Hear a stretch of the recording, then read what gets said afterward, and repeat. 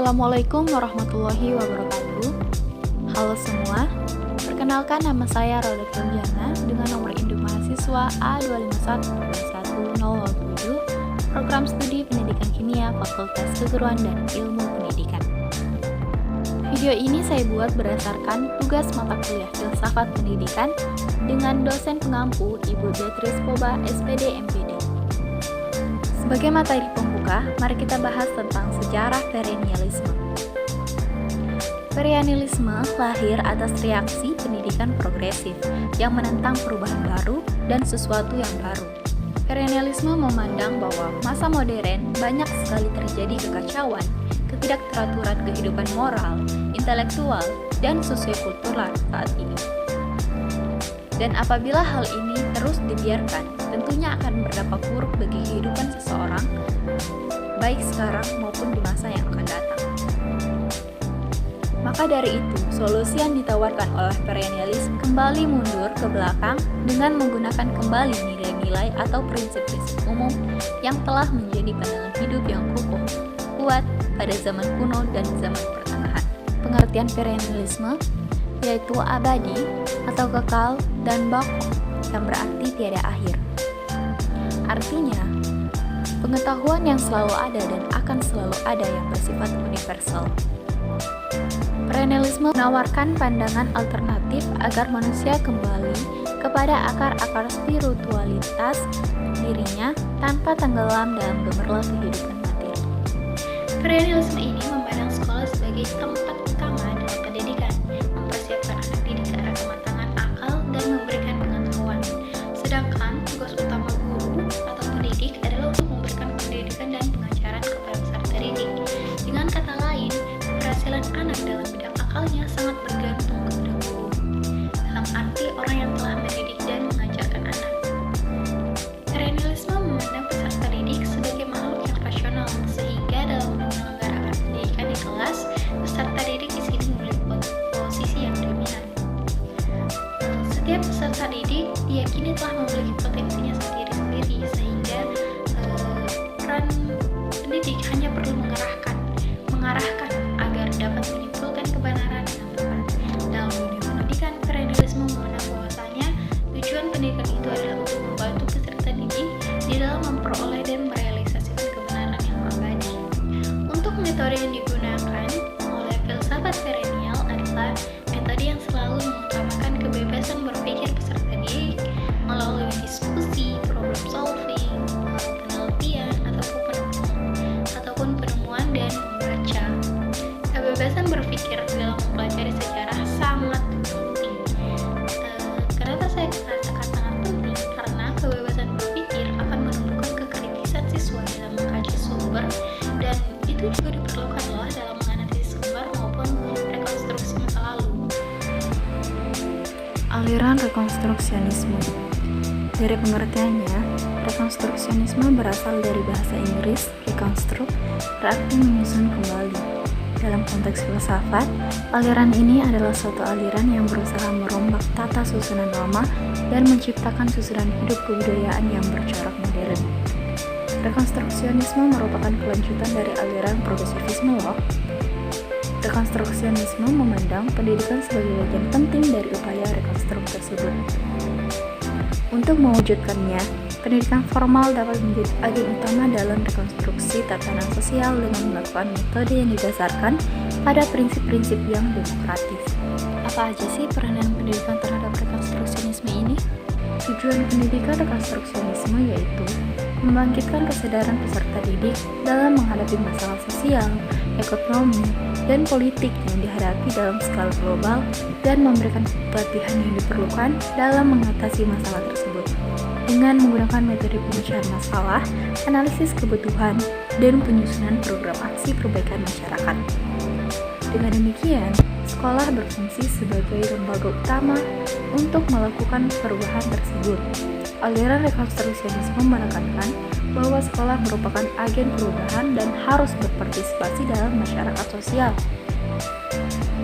Sedang guru harus membuat peserta didik menyadari akan masalah yang dihadapi umat manusia membantu mereka mengenali masalah sehingga mereka merasa terikat untuk menyelesaikannya. Dan bukan hanya itu, siswa pun harus turut andil dalam melakukan perubahan atas dirinya dan umat manusia dengan cara berlatih keras untuk menjadi insinyur sosial yang diperlukan untuk membangun masyarakat di masa depan. Kurikulum pun harus berisi tentang mata pelajaran yang berorientasi pada kebutuhan masyarakat masa depan dan berisi banyak masalah-masalah yang tadi telah saya sebutkan, termasuk di dalamnya masalah pribadi peserta didik dan program kebaikan yang ditentukan secara ilmiah dalam aksi kolektif. Selanjutnya, mari kita bahas tentang implikasi rekonstruktivisme dalam pendidikan. Dalam pengembangan konstruktivisme dikenal konstruktivisme kognitif, konstruktivisme sosial, dan konstruktivisme kritis. Konstruktivisme kognitif berpandangan bahwa seorang anak membangun pengetahuannya melalui berbagai jalur, di antaranya membaca, mendengarkan, bertanya, menelusuri, dan melakukan eksperimen terhadap lingkungannya. Konstruktivisme sosial berpandangan bahwa belajar dilakukan dalam interaksinya dengan lingkungan sosial maupun fisik seseorang. Konstruktivisme kritis berpandangan dalam pembelajaran dilakukan dengan merangsang peserta didik menggunakan teknik-teknik yang kritis. Implikasi pandangan ini dalam pendidikan adalah yang pertama, tujuan pendidikan menghasilkan individu yang memiliki kemampuan berpikir untuk menyelesaikan tiap persoalan yang dihadapi. Yang kedua, kurikulum dirancang sedemikian rupa sehingga terjadi situasi yang memungkinkan pengetahuan dan keterampilan dapat dikonstruksi oleh peserta didik. Yang ketiga, peserta didik diharapkan selalu aktif dan dapat menemukan cara belajar yang sesuai dengan dirinya. Yang keempat, guru berfungsi sebagai moderator, fasilitator, dan teman yang membuat situasi yang kondusif untuk terjadinya konstruksi pengetahuan pada diri peserta didik. Yang kelima, Power 1982 menggunakan istilah neoprogresivisme untuk aliran rekonstruktivisme dan mengemukakan implikasi pendidikannya, tema, tujuan pendidikan, kurikulum, kedudukan siswa, metode, dan peranan guru. Selanjutnya, perkembangan aliran konstruktivisme di Indonesia. Sayangnya, aliran rekonstruktivisme dalam pendidikan tidak berjalan dengan baik dan kurang efektif, dikarenakan banyaknya masalah-masalah tindak kecurangan yang terjadi di sekolah.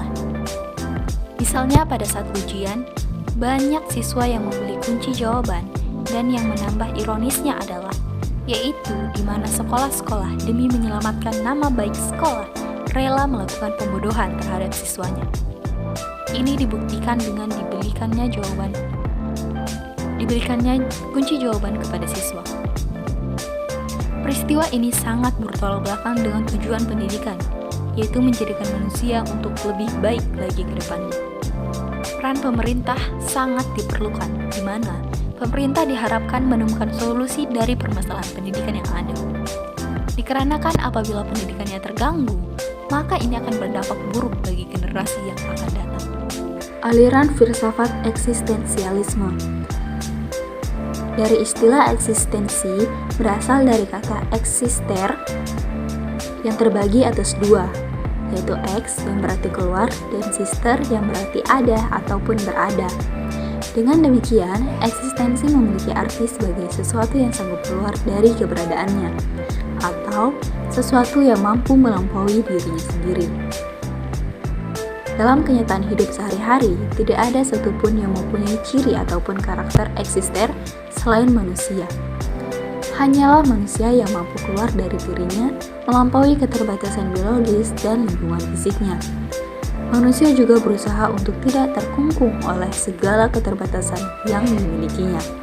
Maka dari itu dapat diambil kesimpulan, eksistensialisme adalah aliran filsafat yang pahamnya berpusat kepada manusia individu yang bertanggung jawab atas kemauannya yang bebas tanpa memikirkan secara mendalam mana yang benar dan mana yang tidak benar.